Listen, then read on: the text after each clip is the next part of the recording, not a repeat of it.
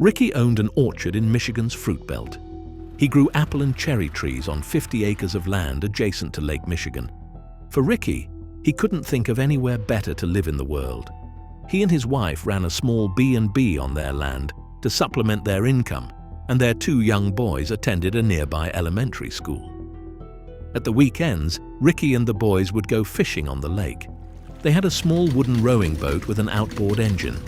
It was all they needed to explore the shoreline and head for some prime fishing spots.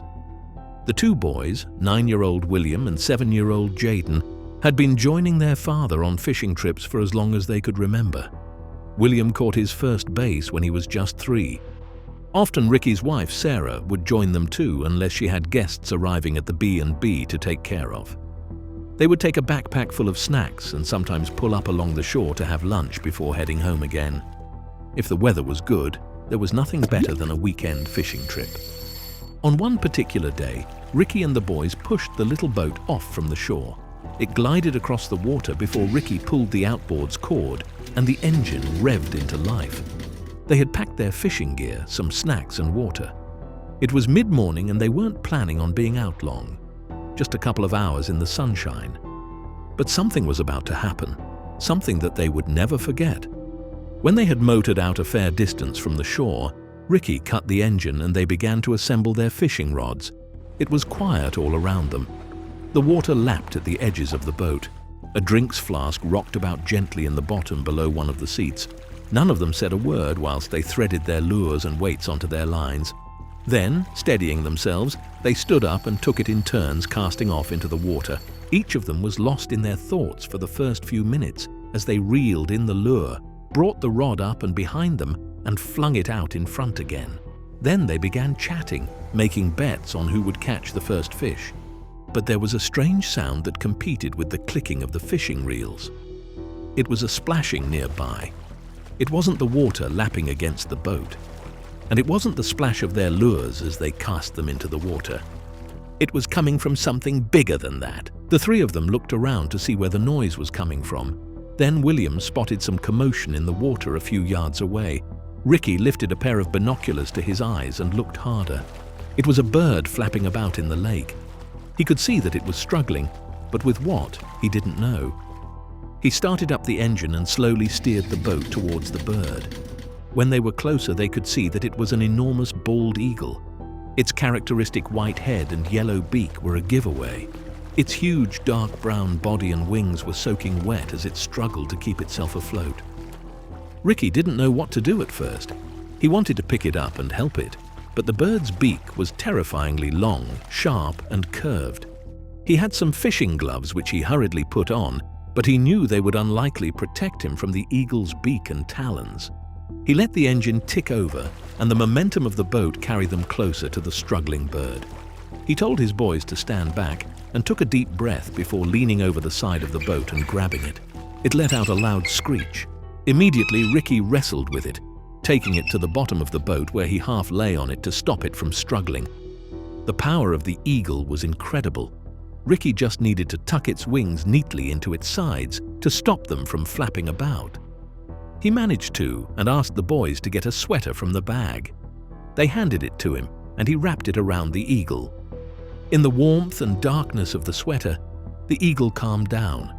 Carefully, still restraining it with both arms, hugging it tightly to his own body, Ricky tried to see what the matter was. And that's when Jaden spotted a fishing line trailing from the bird. At first, Ricky's heart sank because he thought it had swallowed a hook. There would be nothing he could do for it if that was the case. But upon closer inspection, they found that the eagle was tangled in the fishing line that ran along the side of the boat and into the water. They then found a dead fish floating on the end of it. Another fisherman must have snapped his line. The hooked fish had died, and when it had floated to the surface, the eagle spotted it, thinking it was an easy meal. But when it had tried to scoop up the fish in its talons, it had become entangled. Ricky couldn't untangle the eagle himself, and he didn't want his boys getting injured if the bird became agitated. There was only one thing for it. They must get back to the house and ask Sarah to help. William thought this was great because it meant that he was allowed to steer the boat, whilst Ricky held tightly onto the bird. When they neared the shore and the edge of their orchard, they called out for Sarah. She came running out when she knew something was wrong, and together they took the bald eagle into the house. Very slowly, Sarah was able to untangle the fishing line without the bird lashing out. Some pieces were wound around the legs so tightly that Sarah had to cut them away. It was a painstaking process. They didn't dare take the sweater off the bird's head in case it panicked. But they opened the sweater a little to inspect the bird's body. It had an unusual marking. It had a small white streak down its chest, about an inch long. It looked like a splash of paint.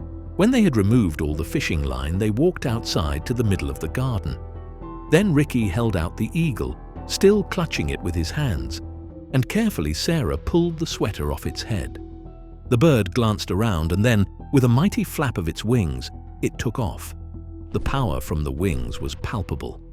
The two boys watched in awe as the bald eagle climbed higher and higher, soaring into the sky. It disappeared over the tree line, and the family all shook their heads in disbelief. It had been a fishing trip like no other, and it wasn't something any of them would forget in a hurry. But something was going to happen when they least expected it. Something that would bring the whole rescue mission right to the forefront of their minds once more.